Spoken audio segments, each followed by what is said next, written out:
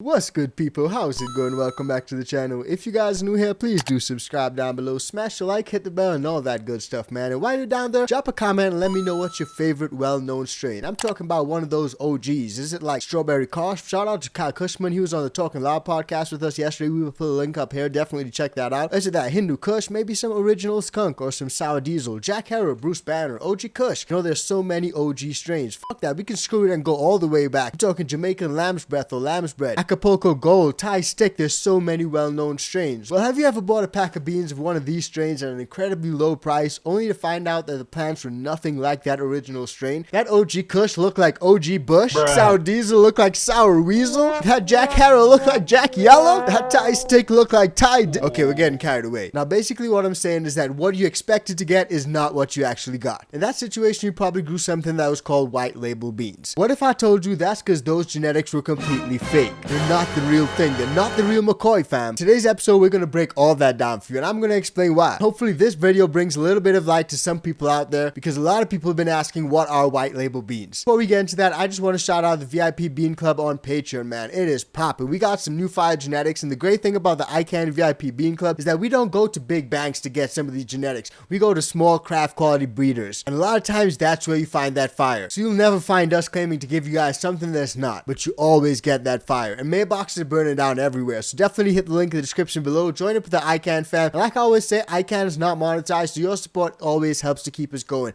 And if you want to support us, just cop a Diesel Dog hoodie, a Diesel Dog t-shirt, and show some love, man. Now, without further ado, let's get into today's episode, because some of these fake genetics, bruh.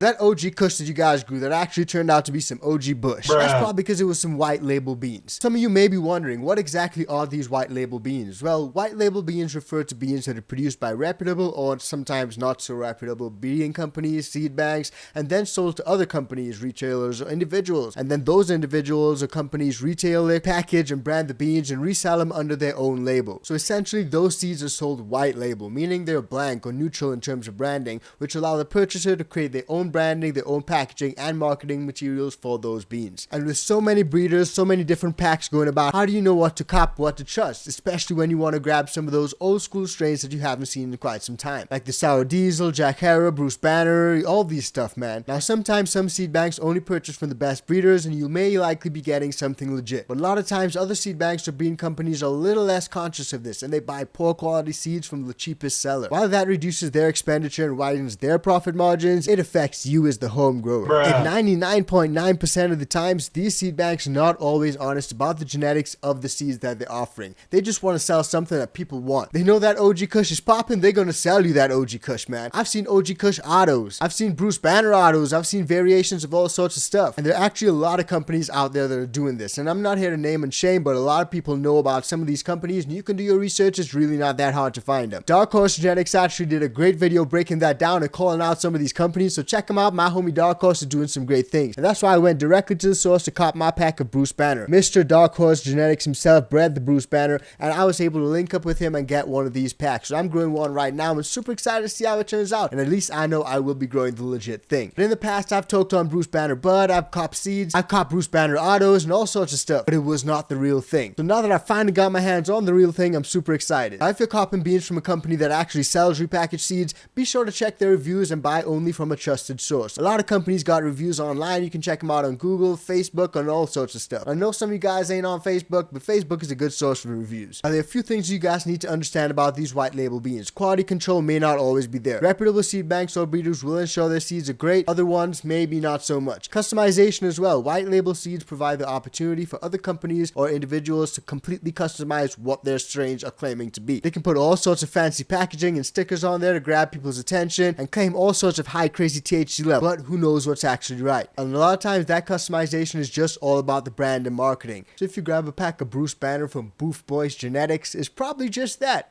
spoof boys friggin' genetics, bruh. It ain't the real thing. It's probably not the actual Bruce Banner. Perfect. Now, there are a few benefits to growing white label beans. Growing white label beans is not all bad, especially if you're a beginner grower. First and foremost, they are affordable. You can often get a pack of repackaged beans for less than a third of the price of a premium seed pack. Like, there are times I paid $250 to $300 for a pack of beans because I wanted that premium gas. But you can get white label packs for a lot less and still get some fire. But it's like a little bit of a lottery. Sometimes it may not be that much fire. And sometimes if you're really after a specific strain, like that OG Kush, that Bruce Banner, that Char Diesel, it may not actually be that. So that's something you got to consider as well. But that said, the seeds will produce smokable flour. So the plants may not be the exact strain you expected, but you'll still be able to smoke something. If you're a beginner, you'll still be able to learn so much from your first harvest. So white label seeds aren't completely worthless. You can possibly snag a deal on some beans that will get you some good herb. But of course, there are always drawbacks as well. And of course, like I mentioned, they may not be authentic or they may just be old stock. A lot of times, these white label companies buy vast quantities. I'm talking about massive numbers in bulk. And that way, they get a wholesale discount. If the demand for the beans that they have doesn't match the supply, then the beans may just be sitting in the warehouse for several years. And if the seed bank didn't store them properly,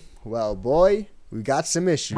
You may be straight up purchasing beans that aren't viable, and that's a big no-no. A lot of times, if it's a well-known, well-reputable seed bank, they'll just replace the beans for you, but you'll still be set back a few weeks from that whole ordeal, which sucks. So there's a place for everything. If you're a beginner and you can't afford those expensive genetics, then start off with a white label pack. Don't worry about it. Don't be like, oh, I'm not going to grow that because it's a white label. Just give it a try. But if you're really after a specific strain and you know this is what you want, then probably don't go that white label route, bro. It's probably a little bit better to spend a little bit more and get those authentic genetics, because after all, you'll be getting that authentic strain that will grow vigorously, provide solid yields, and you can clone it over and over again because you just wanted it so bad you finally got it, and those aromas, flavors, and effects are just what you're looking for. Perfect.